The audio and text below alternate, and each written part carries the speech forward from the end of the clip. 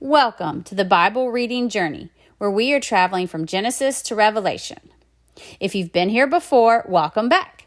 If you're just joining us, welcome to the journey. And just jump in where we are because it's never too late to start. Lighthouse Ministry is happy to be traveling this road with you. And today we're on day number 121 of the Bible Reading Journey.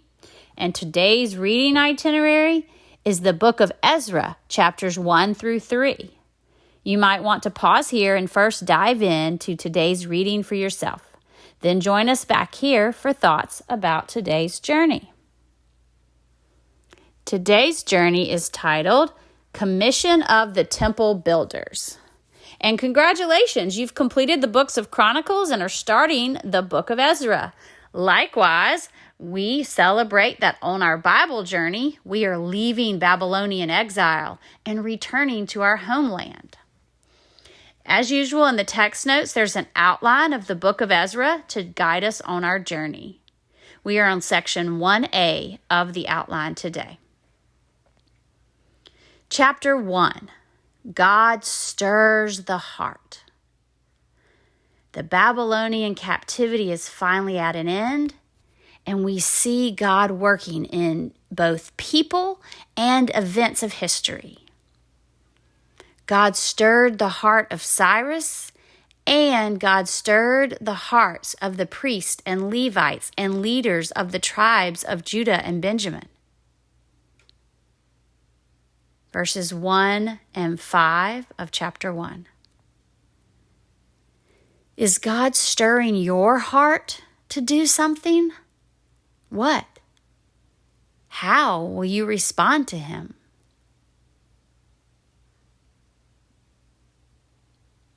Chapter 2, God brings His people home. Nearly 50,000 Jewish exiles return to Jerusalem and other towns in Judah. Is God leading you to go somewhere? Where?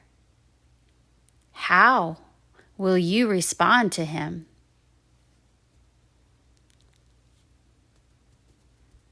Chapter 3, God's altar and temple foundation rebuilt. We read that all the people assembled in Jerusalem with a unified purpose, rebuilding the altar and the temple of the Lord. When the altar of the Lord was complete, they immediately began to regularly sacrifice offerings to God. When the foundation of the Lord's temple was complete, they praised the Lord with instruments, songs, and shouts. We end today's reading with this interesting note in verses 12 through 13 of chapter 3, our last two verses today. But many of the older priests, Levites, and other leaders who had seen the first temple wept aloud when they saw the temple's foundation. The others, however, were shouting for joy. The joyful shouting and weeping mingled together in a loud noise that could be heard far in the distance. Are you weeping over the past or celebrating the present? Or both?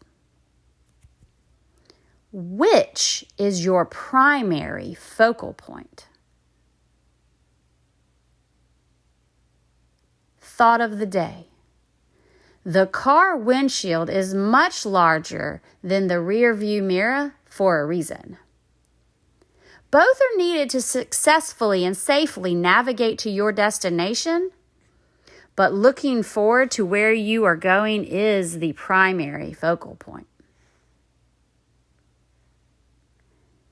Challenge of the day. Can you imagine trying to drive to the store today only looking in your rearview mirror? You wouldn't make it very far without causing big problems. In fact, you might just get stuck going nowhere. Let us weep for a time over past mistakes and losses. Then, let us get in the car of life. Glance in the rearview mirror only occasionally to remember lessons learned. Stay focused on what is in front of you. Your joyful shouting and weeping may mingle together, but keep your focus on the windshield, not the rearview mirror.